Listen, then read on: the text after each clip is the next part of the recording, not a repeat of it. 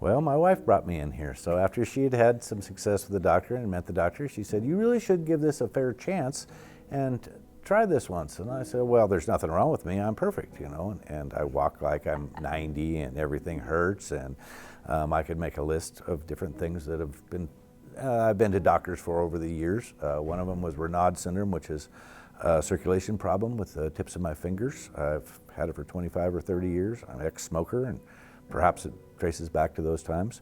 But every morning in the 6 months of the year in the wintertime, my fingertips when I'd wake would be just solid white, look like dead flesh, no circulation. I would literally have to get them in warm water and warm them up to get going. And we talked about, when I first met the doctor, and we talked about some of the problems I was having, and I had kind of a neuropathy problem with my 3 little toes on my right foot, going numb, couldn't understand why. And he was the first one that ever discussed with me in any way that diet might affect some of these things. And sure enough, my autoimmune system has some markers that indicate it's turned on and will be turned on for my lifetime. I had no idea of any of these issues. And so I was probably a little harder to come in than most, but I really noticed the strides that Jamie made and the gains, and actually they were quite rapid. And so every time she would come to the doctor once a week, and they would work on her problem, she would be markedly better.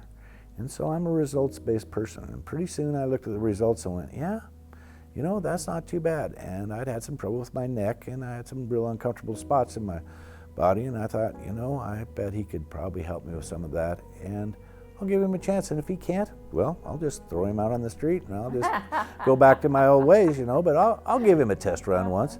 But also I'm a skeptic. So when I came in the door, I'm undoubtedly one of the biggest skeptics the doctor gets to see. And I literally say, okay, fine, show me. You know, I gotta be from the show me tribe, and I don't want you to just tell me. I need you to like back it up with something. The doctor's very good at the analysis side of things and showing me other things that can indicate what he's tells me, and then he can back it up with tests and test results and things that I see as a solid scientific background. It has really been very good. Some methods, I would say, were new and novel for me, and had somebody describe them, I might have had a smile on my face, but it does not matter. I am a results person. The doctor's got results with me. So in my career in the woods, Giardia wasn't really known in the water systems in the early 80s. We always drank out of the creeks and the springs and the loggers, and you might fill up your canteen in the creek and never think about it. All through Central Oregon, I trusted the water, clear, fine, flowing water. And beaver fever, Giardia has moved into the Northwest, and it has taken over even the best looking of spring water or anything is no longer safe to drink. In the process, I unfortunately got Giardia once bad working Central Oregon and just drinking out of the normal water supplies in the 80s.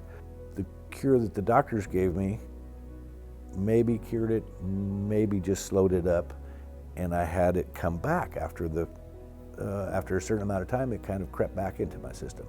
Then I had Giardia again. We were on a flow trip in Idaho, and I got Giardia again in Idaho in some real pristine country in the Middle Fork of the Salmon River. But it's in all the country. And I consumed very little water. I think I brushed my teeth in the river. That's all it took. And I had it really seriously that time, so serious I needed to go pretty much to the emergency room. Almost, you know, was debilitating to where I could only lay in a fetal position, and it hurt so bad. It was serious Giardia. They also put me on an antibiotic at that time again, and that's been a few years. When I saw the doctor, we discussed this, and he said, well, that could really damage your stomach. You could have some problems with your stomach due to this, and there is some other cures for it to be a parasite that you're still carrying in your system, and let's put you on that. And it really had a marked effect on me, and I had no idea that the wormwood that he put me on would really make such a difference, but it did, and we went through a protocol and it really seemed to be the start of my stomach and my system getting to be better. Kind of healing that leaky gut. Yeah, and I didn't even really understand what a leaky gut was, so that was a learning process at the time. But perhaps my gut was extra leaky because of the Giardia parasite that I had been carrying for 10 or 15 years at least. The functional medicine side of things was something I had never considered. If I had anything wrong, I went to the doctor and said, give me an antibiotic. And I have learned a whole lot that there's another way to take care of things, and perhaps the simple steps that I thought were simple in the medical world were not all that they were cracked up to be. So, when I go to the doctor, this is just my outlook, is the doctor knows a lot, and he's a very smart man, but he doesn't have time to share that with me. So the medical doctor. The medical doctor.